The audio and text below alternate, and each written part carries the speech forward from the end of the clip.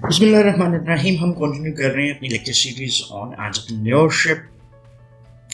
हम चैप्टर 7 के ऊपर बात कर रहे थे। लास्ट लेक्चर में हमने डिफरेंट इंफॉर्मेशन नीड्स के ऊपर बात की थी, जिसमें हमने इंफॉर्मेशन नीड्स ऑफ ऑपरेशंस उसको देखा था, और इससे पहले हमने मार्केट इंफॉर्मेशन के कॉन्सेप्ट को भी व्यू करने की कोशिश की थी। अभी हम इसी कॉन्टेक्स्ट में बात करते हैं कि इंफॉर्मेशन नीड्स जो ऑपरेशंस और मार्केट की कॉन्टेक्स्ट में थी, वो इंफॉर्मेशन नीड्स फाइनेंशियल एस्पेक्ट्स में अपना क्या इंपॉर्टेंस रखती हैं। So whenever we are developing a business plan, हमें ऑपरेशनल नीड्स को क्लैरिफाई करना पड़ता है, मार्केट की नीड्स क्या हैं उसको क्लैरिफाई करना पड़ता है, and then the financial needs of the business also needs to be clarified. इसमें पहली चीज तो ये है कि entrepreneur has to prepare a budget of all possible expenditures. यानी हमारा जो भी बिजनेस हम स्टार्ट करने जा रहे हैं, जिसके लिए हमने अपना बिजनेस प्लान डेवलप किया था, हमें उसके लिए एक बजट प्रिपेयर करना पड़ेगा कि हमारे एक्सपेंसेस क्या हो सकते हैं। पहली चीज़ तो वो बजट आ गया, उसको भी थोड़ा सा हल्का सा डिटेल में देखते हैं। बाद में जब हम बिजनेस प्लान के कंटेंट्स के ऊपर जाते हैं तो we will be go into the detail of the different information need contents as well. दूसरी चीज़ कि जो बजट हमारा होगा वो एक एक्सपेंस है, और एक्सपेंस के अगेंस्ट हम रेवेन्यू कहाँ से हासिल करेंगे। दो revenue sources must be explain in the financial information needs as well. और जो हमारे पास रेवेन्यू सोर्सेज हो सकते हैं वो सेल्स भी हो सकती हैं, any external available funds that might vary according to the type of the business that we are opting. Budget जो हम बनाने जा रहे हैं उसमें कई चीज़ें इंक्लूड हो सकती हैं, जैसे हमारे कैपिटल एक्सपेंडिचर्स हो सकते हैं, ऑपरेटिंग एक्सपेंसेस हो सकते हैं, हमारे कैश एक्सपेंडिचर्स हो सकते हैं, even for the non expense items. इन तमाम चीज़ों के ऊपर हमें इंफॉर्मेशन गैदर करनी पड़ती है जब भी हम किसी बिजनेस प्लान को सेल करना चाह रहे हैं। Then industry benchmarks can be used in preparing the final pro forma statement in the financial plan. Definitely जब हम किसी भी चीज़ को एक्सट्रापोलेट कर रहे हैं, फ्यूचरिस्टिक एस्पेक्ट में देख रहे हैं, तो हमें उसकी कोई सॉलिड बेस रिक्वायर्ड होती है, तो हम उसके लिए बेंचमार्क्स यूज़ कर सकते हैं कि इंडस्ट्री जिस टाइप ऑफ इंडस्ट्री में हम अपने बिजनेसेस स्टार्ट करना चाह रहे हैं, या ऐसे कह लें कि जिस इंडस्ट्री में हम अपना ये प्रपोजल डेवलप कर रहे हैं, बिजनेस प्लान डेवलप कर रहे हैं, उसके बेंचमार्क को हम यूज़ करते हैं ताकि हम एक फाइनल परफॉर्मेंस स्टेटमेंट्स बना सकें कि हमारा फाइनेंशियल प्लान क्या होगा। देन लास्टली इसके ऊपर थोड़ी सी बात करते हैं कि हम इंटरनेट को भी यूज़ कर सकते हैं as a resource tool.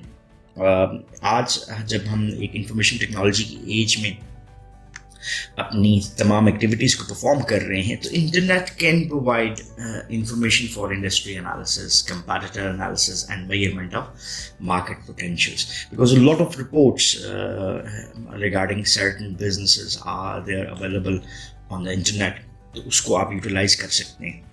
Even for instance अगर हम स्वॉट एनालिसिस करना चाह रहे हैं तो हमें स्ट्रेंथ्स एंड वीकनेसेस का डाटा तो इंटरनल मिलेगा, अपॉर्चुनिटीज एंड थ्रेट्स के हवाले से हम एक्सटर्नल इन्फॉर्मेशन ले सकते हैं। एक्सटर्नल फोर्सेस के लिए हमारे पास इंडस्ट्री एनालिसिस, कंपैरेटर एनालिसिस की डिफरेंट टेक्निक्स अवेलेबल होती हैं। मार्केट पोटेंशियल को असेस करने के लिए हम डिफरेंट सर्वेस कंडक्ट कर सकते हैं, इंटरनेट बेस्ड सर्वेस हो सकते हैं। So it is a valuable resource in later stage planning and decision making as well. So it provides opportunities for development of the marketing strategy too. So एक entrepreneur क्या कर सकता है, असेस कर सकता है पॉपुलर सर्च इंजिन्स को, then competitors websites को हम ऑब्जर्व करना चाहें तो वो देख सकते हैं। देन सोशल नेटवर्क्स जो आपके पास इस वक्त WhatsApp, Twitter, Instagram, Facebook, social networks को हम यूज़ कर सकते हैं। ब्लॉग्स को और डिस्कशन ग्रुप्स को हम यूटिलाइज करना चाहें तो यूज़ कर सकते हैं, एक्सेस कर सकते हैं और वहाँ से इंफॉर्मेशन गैदर कर सकते हैं। So that was all about information context. अभी हम जो बात करते हैं, we will be talking about writing the business plan. A business plan should be comprehensive enough to give any potential investor a complete picture and understanding of the new venture. So first essential thing for writing the business plan is that it should be comprehensive. Comprehensive को हम इस तरह से लेते हैं कि all things included in it. जैसे अभी हमने मार्केट इन्फॉर्मेशन की बात की, हमने ऑपरेटिव इन्फॉर्मेशन की बात की, हमने फाइनेंशियल इन्फॉर्मेशन की बात की, या इंडस्ट्री एनालिसिस, कंपैरेटिव एनालिसिस की बात की. So if a business plan is developed by utilising all the basic types of information, तो वो ज़्यादा आपको कम्प्रिहेंसिव नज़र आता है. इसकी ज़रूरत क्यों है? बिकॉज पोटेंशियल इन्वेस्टर्स ने रिस्क बेयर करना है कि वो इस बिजनेस में इन्वेस्टमेंट्स प्रोवाइड करें या ना करें. So they must have a complete picture and understanding of the new venture. So अगर वो कंप्लीट पिक्चर नहीं बना पाते तो शायद they might not be interested in finances. So it should also help the entrepreneur clarify his or her thinking about the business. So second aspect जो हमें नज़र आता है वो ये है कि एंटरप्रेन्योर्स जिनसे हैं वो क्लैरिफाई करना चाहते हैं अपने थिंकिंग प्रोसेस को, because how they are approaching towards the business activities it is also very much important. So business plan को इस अंदाज में राइट अप की सूरत में लेकर आना ज़रूरी है कि जो एंटरप्रेन्योर है उसकी थिंकिंग अबाउट द बिजनेस क्या है वो क्लैरिफाई हो towards the side of the investor. So writing the business plan को देखते हैं और अभी हम उसके कंटेंट्स के ऊपर बात करते हैं. So we will be having a brief introduction of all the contents, and then we might be discussing it with the principal sample जो कि हम एज अ बेंचमार्क यूज कर सकते हैं.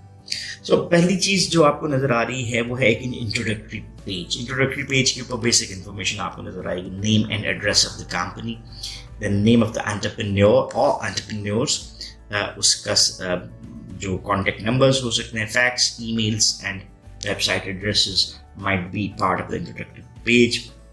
Then description of the company and nature of the business. एक short statement होती है which describes the company as well as the business that they are interested in, and then statement of the financial needs must be given. Statement of the confidentiality of the report can be given on the introductory page of the business plan. Then हमारे पास आ जाती है executive summary.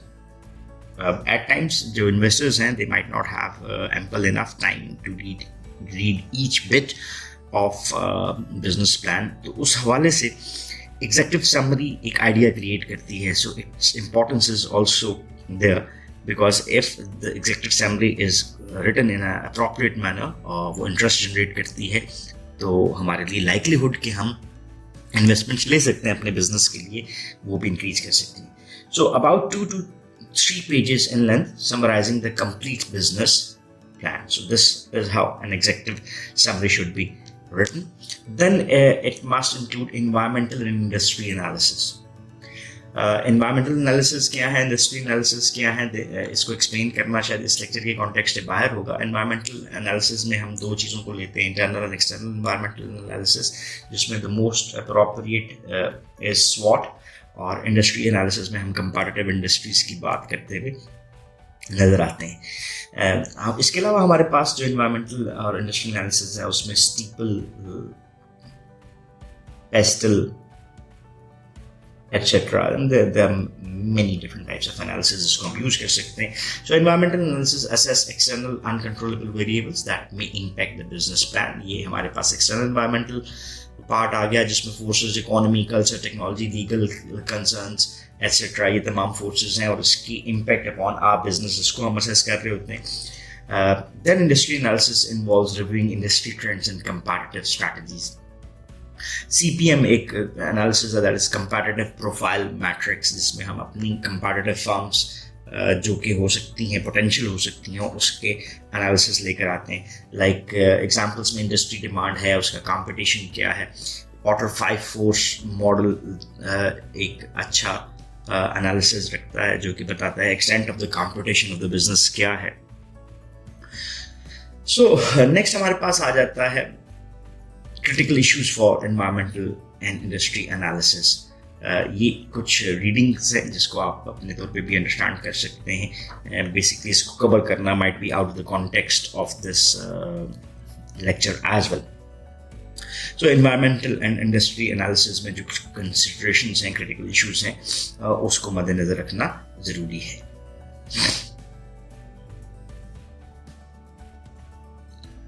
Then हमारे पास आ जाता है जी writing the business plan. सो हम नेक्स्ट सेक्शन में इंशाल्लाह कोशिश करेंगे कि एक कॉम्प्रिहेंसिव एग्जांपल में इन तमाम चीज़ों को भी कवर कर लें आपके लिए। What is an operational plan?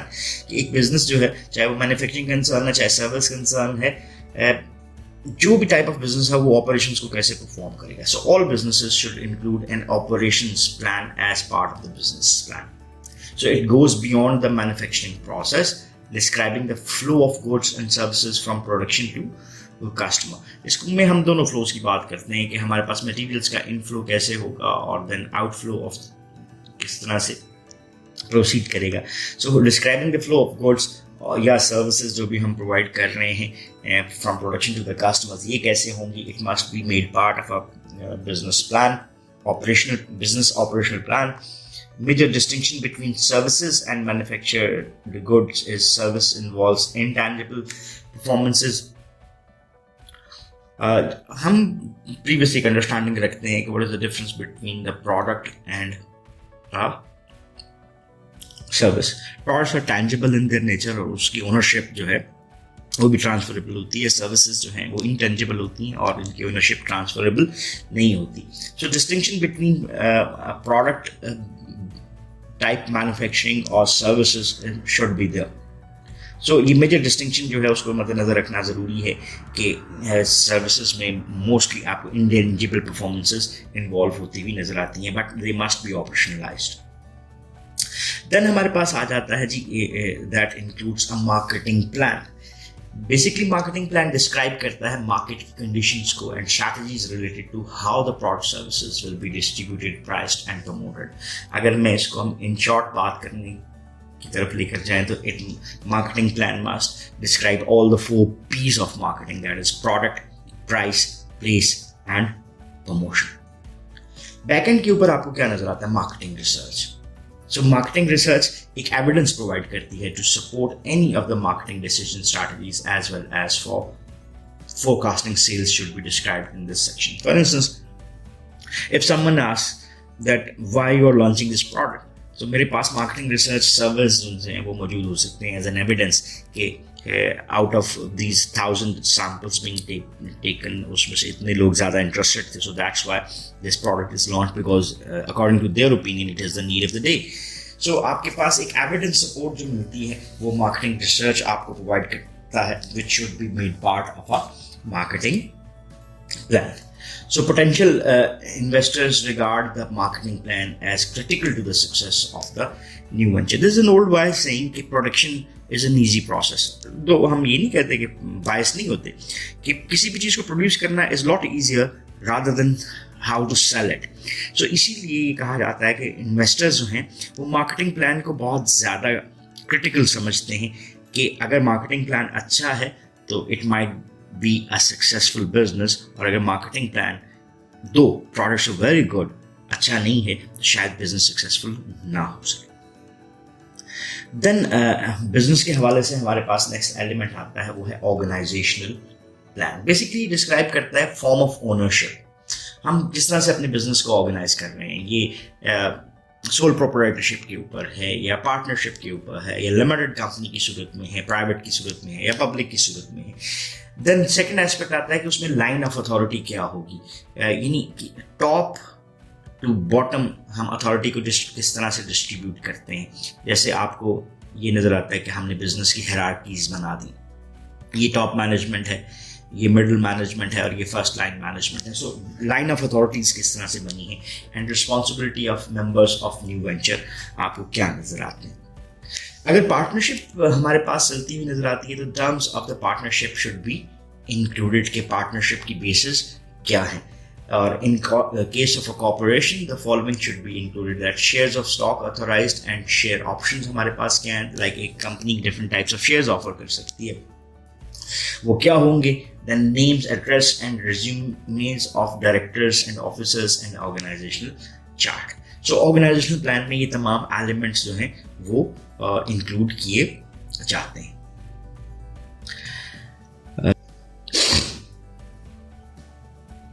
So next हम चलते हैं और बात करते हैं असेसमेंट ऑफ द रिस्क क्या है। What is risk? Risk basically probability of happening होता है, और किसी भी बिजनेस के लिए उसकी लॉन्चिंग के वक्त, उसकी लॉन्चिंग से पहले उन डिफरेंट टाइप्स ऑफ रिस्क को आइडेंटिफाई करना इसलिए ज़रूरी होता है कि हम उसको मिनिमाइज कर सकें. So identifies potential hazards and alternative strategies to meet goals and objectives. So entrepreneur को इंडिकेट क्या करना है कि potential risk to the new venture क्या हो सकते हैं, रिस्क का इम्पैक्ट बिजनेस पे क्या होगा, और what is the strategy being adopted कि हम प्रिवेंट, मिनिमाइज और रिस्पॉन्ड टू द रिस्क कर सकते हैं. Major risk could result from, जो बेसिक एक सोर्सेज आपको मिलते हैं वो है कंपेटिटर्स रिएक्शन. ये कंपेटिटर्स अपने आप को अगर आपकी एंट्री से मॉडिफाई करते हैं तो आपके ऊपर क्या इम्पैक्ट आ सकता है. Weakness in the marketing, production, management team and new advances in the technology. So ये मेजर रिस्क हैं जिसको हमें असेसमेंट ज़रूरी नज़र आती है. And then writing the business plan में हम बात करते हैं फाइनेंशियल प्लान की. फाइनेंशियल प्लान बेसिकली कंटेन करता है projections of key financial data that determine economic feasibility and necessary financial investments, commitments. इसमें क्या चीज़ें शामिल होनी चाहिए? Summarised forecasted sales and appropriate expenses for at least the first 3 years. इसके ऊपर हम पहले भी बात कर चुके हैं कि जब भी बिजनेस प्लान का राइटअप क्रिएट किया जा रहा है तो एटलीस्ट 3 years को फाइनेंसिंग और दूसरे मार्केटिंग प्लान, रेवेन्यूज इस कॉन्टेक्स्ट में देखा जाता है. Then cash flow figures for 3 years and projected balance sheet for 3 years. ये कॉन्टेंट्स आपको बनते हुए नजर आते हैं किसी भी फाइनेंशियल प्लान के. And then it comes with appendix. It contains any backup material that is not necessary in the text of the. जैसे हमने मार्केटिंग रिसर्च की बात की थी, तो एट टाइम मार्केटिंग रिसर्च के जितने भी सर्वेज होते हैं उसको हम कहाँ पे ऐड करते हैं? अपेंडिक्स में ऐड करते हैं. उससे रिलेटेड इन्फॉर्मेशन को हम बेसिक कंटेंट में ज़रूर ऐड कर देते हैं, लेकिन सपोर्ट डॉक्यूमेंट के तौर पे अपेंडिक्स में लगा देते हैं. क्या चीज़ें आ सकती हैं इसमें, इसको देख लेते हैं. लेटर्स फ्रॉम कस्टमर्स, डिस्ट्रीब्यूटर्स, सब contractors, then secondary data or primary research data used to support plan decisions, then leases, contracts or other types of agreements, price lists from suppliers and competitors जिसको हमने use किया होता है अपने analysis के लिए, वो भी इसमें शामिल हो सकती हैं. So this might be appendix part of the business plan.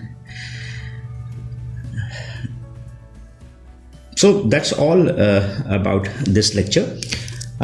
Next lecture में हम इसकी इम्प्लीमेंटेशन के ऊपर थोड़ी सी बात करेंगे, और इससे पहले एक बिजनेस प्लान को ऑब्जर्व करने की कोशिश करेंगे. If you still have any question और क्वेरीज तो you can ask in the comment section and we would definitely love to answer those. So once again thanking you. Have a nice time. अल्लाह हाफिज़.